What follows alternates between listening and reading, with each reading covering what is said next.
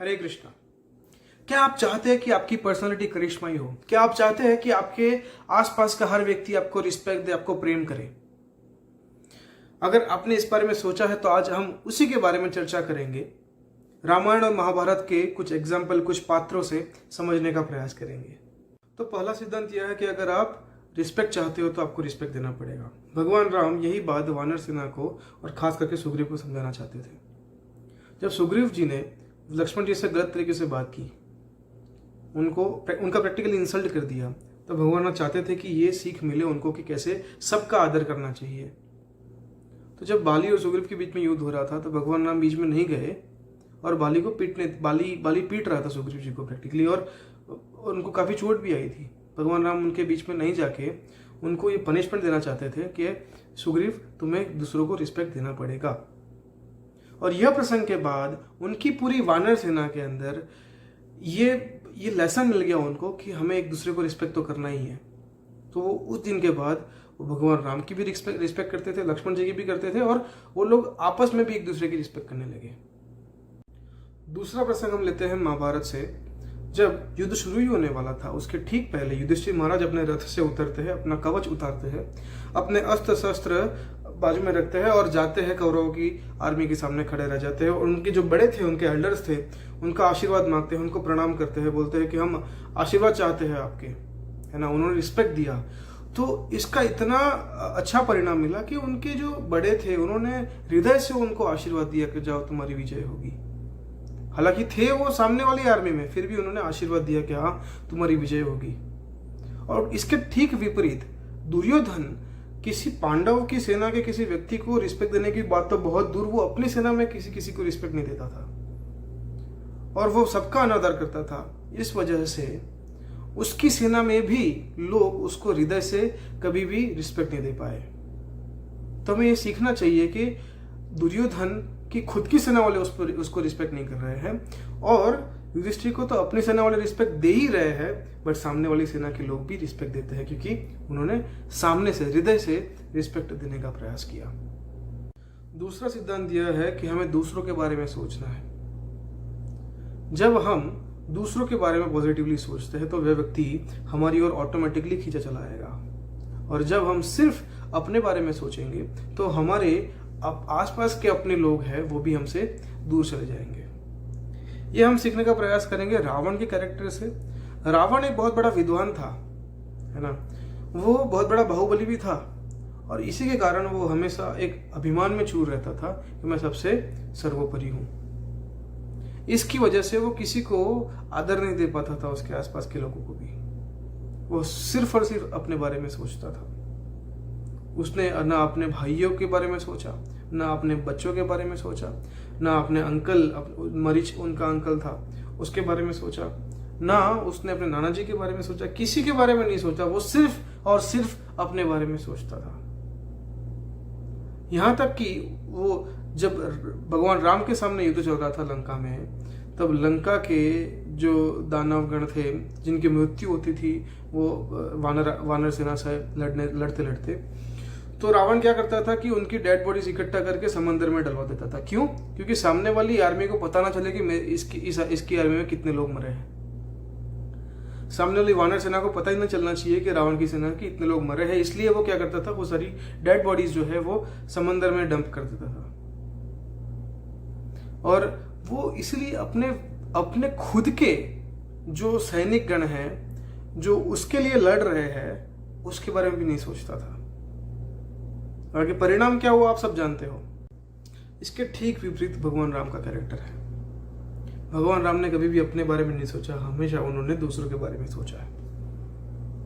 जब जटायु ने प्राण दे दिए सीता माता को बचाने के लिए, तब भगवान राम ने खुद अपने हाथों से उनकी अंतिम क्रिया की। जैसे वो एक व्यक्ति अपने पिता की अंतिम क्रिया करेगा, ठीक वैसे ही भगवान राम ने जटायु की अंतिम क्रिया की।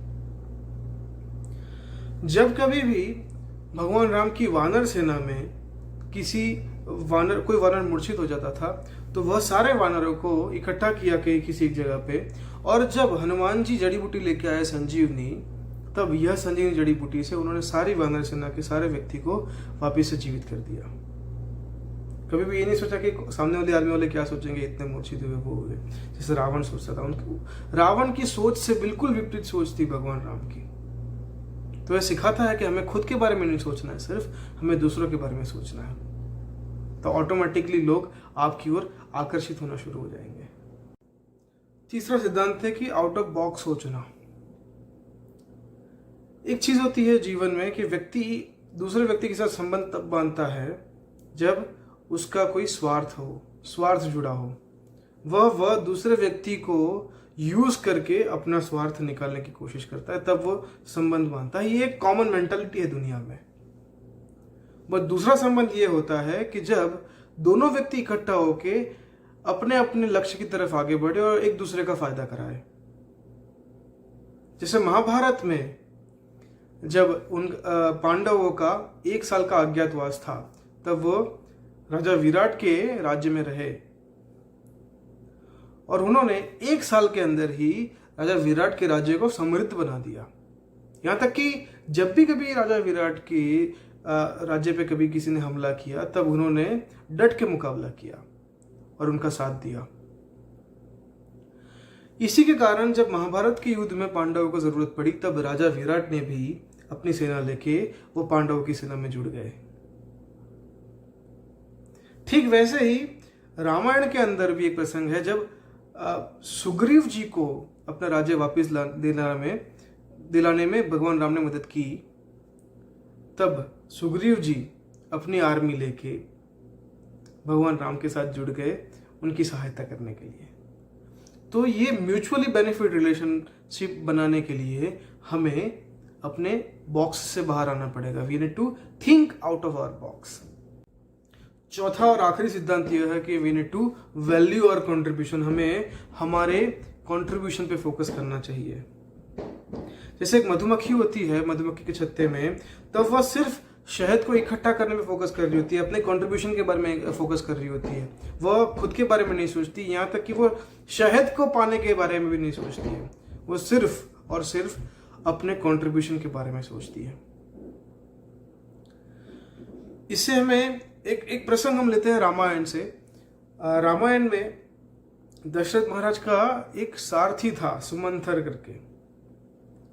आज ये सुमंत्र जब एक सारथी था, तभी उन्होंने अपने कंट्रीब्यूशन के बारे में सोचा। वो यह सोचे थे कि मैं क्या अच्छा कर सकता हूं अपने महाराज के लिए, अपने राज्य के लिए।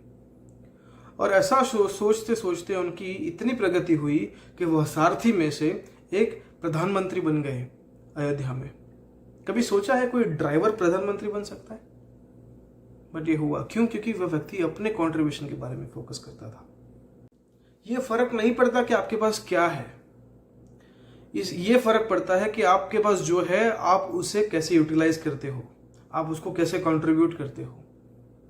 समाज में ऐसे कई उदाहरण हैं जिनके पास जो कुछ भी था उसको सही तरीके से इस्तेमाल किया, सही तरीके से कंट्रीब्यूट किया, तो वह लोग एक करिश्मेटिक पर्सनालिटी बन गए।